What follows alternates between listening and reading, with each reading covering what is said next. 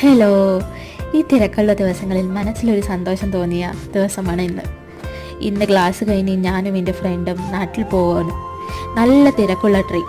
പെട്ടെന്നുള്ള തീരുമാനത്തിൽ പുറപ്പെട്ടതാണ് ഞങ്ങൾ. അവൾക്കാണെങ്കിൽ മലയാളം അറിയില്ല.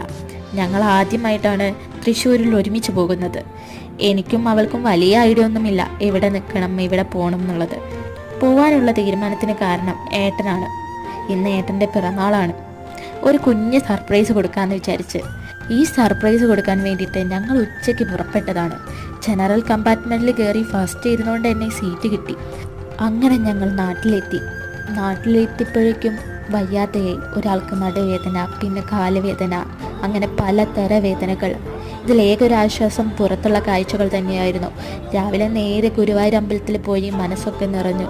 അവിടെ നിന്ന് ഒരു കുഞ്ഞ് സർപ്രൈസ് എൻ്റെ ഏട്ടനും കൊടുത്തു. ഞങ്ങൾ സന്തോഷമായി പിരിതു. അപ്പോൾ ഇത്രയേ ഉള്ളൂ ഇന്നത്തെ വീഡിയോ.